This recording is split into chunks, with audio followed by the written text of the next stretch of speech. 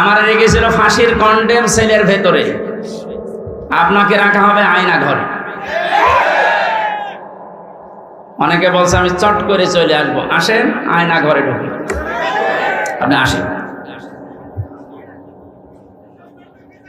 1,10,000 মানুষ এখন জেল খাটতেছে সারা দেশে। আমি যতটুকু 3 বছরে বুঝেছি, আমার মনে হয় 100 জনের প্রায় 60 থেকে 65 জন মানুষ নির্দোষ, কিছু জানে না, আন্দাজে তারা জেল খাটতেছে।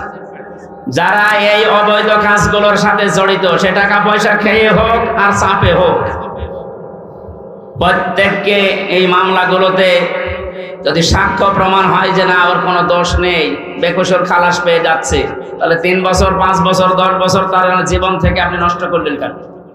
হিসাব বড় কঠিন জিনিস। আমি যখন আসছিলাম আদালত থেকে, হঠাৎ দেখতে নিয়ে আসতেছে হাজী সেলিম, নাম শুনে বোঝা যাচ্ছে আল্লাহর ওলি হবে।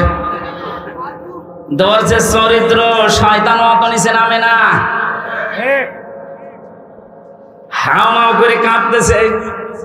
আমার তো মনে হচ্ছিল ওই সময় ওর সামনে আমি আমার যতটুকু বাস্তবতা দেখে মনে হচ্ছে আদালতকে যেন কথা তো বলতে পারে না, নৌকা বলতে গেলে হৌকা বলে ফেলে, কথা বের হয় না।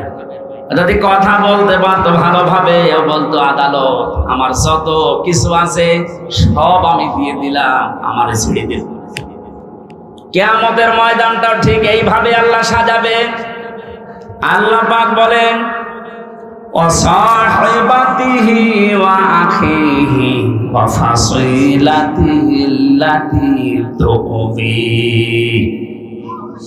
মানুষ